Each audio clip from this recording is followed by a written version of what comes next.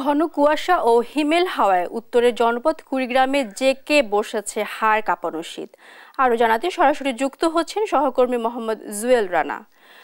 জুয়েল, জনজীবনে এই তীব্র শীতের প্রভাব কেমন পড়েছে জানাবেন আমাদের।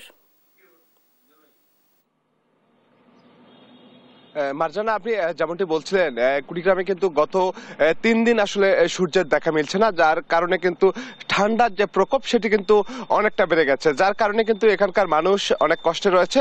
বিশেষ করে যারা দিন করে দিন খাওয়া মানুষ আছে তারা কিন্তু অনেকটা দুর্ভোগে পড়েছে। এছাড়াও যদি আমি দেখাতে চাই যে আজ ঘন কুয়াশায় কিন্তু কুড়িগ্রামের যে বিভিন্ন রাস্তাঘাট সেটি কিন্তু আসলে ঢেকে গেছে, এবং আমরা দেখেছি যে বিভিন্ন যে যানবাহনগুলো রয়েছে সেগুলোও কিন্তু দিনের বেলাও হেডলাইট জ্বালিয়ে আসলে সতর্কতার সঙ্গে আসলে যাতায়াত করছে। এছাড়াও কিন্তু আপনাকে জানিয়ে রাখি, যেহেতু কুড়িগ্রাম 16টি নদ নদী বেষ্টিত একটি জেলা, যার ফলে কিন্তু কুড়িগ্রামের যে অসংখ্য ধরলা, তিস্তা এবং ব্রহ্মপুত্র নদীতে কিন্তু আসলে নৌযান আসলে চলাচল করে, সে সমস্ত নৌকাগুলো আসলে এই ঘন কুয়াশার কারণে কিন্তু দিক বিদিক আসলে ছুটাছুটি করছে, যে অনেক দিক ভুলে অন্যদিকে চলে যাচ্ছে। এছাড়াও কিন্তু আজ আপনাকে জানিয়ে রাখি যে কুড়িগ্রামে 1.5 মাস ধরে কিন্তু তাপমাত্রা 9 থেকে 13 ডিগ্রি সেলসিয়াসে উঠানামা করছে। আজ কিন্তু জেলার সর্বনিম্ন তাপমাত্রা রেকর্ড করা হয়েছে 9.5 ডিগ্রি সেলসিয়াস, অর্থাৎ কুড়িগ্রামের উপর দিয়ে এই মুহূর্তে বয়ে যাচ্ছে মৃদু শৈত্যপ্রবাহ,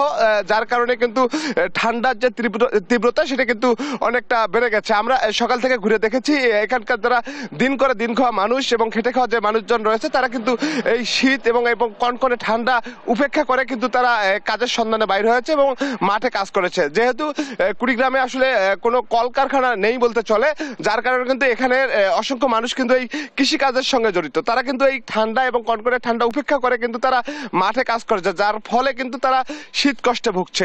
এছাড়াও এই ঠান্ডা নিবারণের জন্য কিন্তু জেলা প্রশাসন জেলার যে 9 উপজেলা রয়েছে সেই 9 উপজেলা